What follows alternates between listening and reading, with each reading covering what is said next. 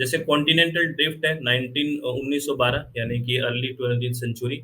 अभी तो हमने कॉन्टिनेंटल ड्रिफ्ट के बारे में तो बात करी थी। Alfred Wegener, this idea suggested that continents had moved across earth surface over time but lacked a driving mechanism. ये मैकेनिज्म इसलिए लैक कर गया, मैकेनिज्म नहीं बता पाए।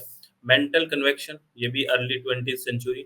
ये जो बेसिकली थ्योरी दिया गया, ये दिया गया आर्थर होम्स के द्वारा, है ना? ये ध्यान रखना, नाम भी पूछा जा सकता है, मेंटल कन्वेक्शन।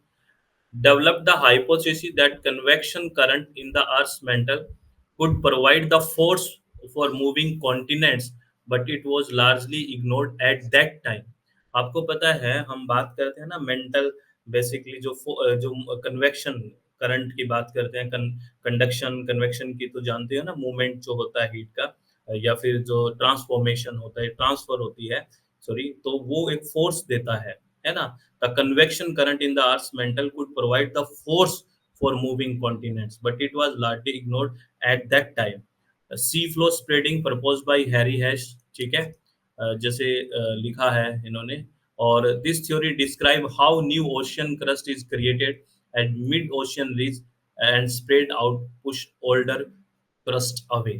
ये एक बेसिकली सी फ्लोर स्प्रेडिंग थ्योरी का नाम याद रखना किसने दिया। ये तो वही बता रहे हैं कि भी कैसे नया बना, कैसे पुराने को पुश हुआ, ये सब बातें हैं, ठीक है? और इन्हीं की वजह से मतलब कॉन्टिनेंटल ड्रिफ्ट है, मेंटल कन्वेक्शन है, सी फ्लोर स्प्रेडिंग है, प्लेट टेक्टोनिक्स बेसिकली काफ़ी आई इन्हीं की, मतलब ये फाउंडेशन बनी। Plate tectonics mid to late 1960s, sea floor spreading provide evidence and a mechanism for continental drift। The combination theory of plate tectonics explain that Earth's lithosphere is broken into plates। कि किसकी बात करें? Lithosphere की। Earth's lithosphere is broken into the plate that move over the asthenosphere। asthenosphere किस condition में है आपको पता है ना?